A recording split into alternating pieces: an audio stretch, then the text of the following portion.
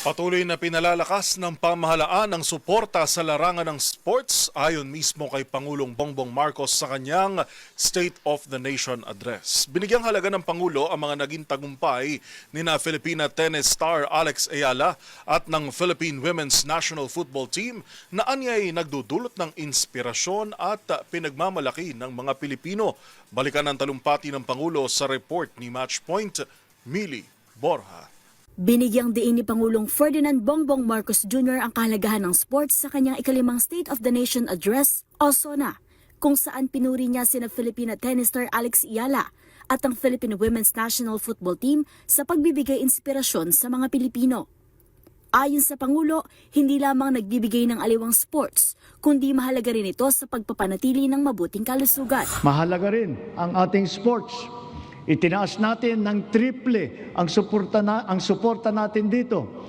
Hindi lamang dahil sa aliw na hatid nito, kundi para sa kalusugan. Binanggit din niya ang malaking suportang natatanggap ni Alex Ayala sa kanyang mga international tournament bilang patunay kung paano nakapagbibigay inspirasyon ang sports sa mga Pilipino.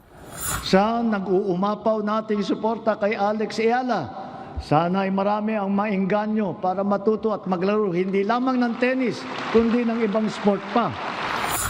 Pinuri rin niya ang Philippine Women's National Football Team o Filipinas na nakasiguro na ng pwesto sa 2027 FIFA Women's World Cup sa Brazil. Sa halimbawa ng Pilipinas Women's Football Team, sana rin ay mas sumikat pa ang football sa ating bansa at maraming maglaro. Balang araw, baka makasali na ang Pilipinas sa World Cup. Binigyan din ng Pangulo na triple ang nadagdag na suporta ng pamahalaan sa larangan ng sports. Halimbawa, narito ang pag-host ng Pilipinas sa iba't ibang international tournaments sa basketball, volleyball, gymnastics, futsal, karate at sambo. Gayon din ang rehabilitasyon ng mga pasilidad tulad ng makasaysayang Rizal Memorial Ballpark sa Maynila. Para sa MBC TV Network News, ito si Mili Borja ng DZRH TV, una sa Pilipinas, una sa Pilipino.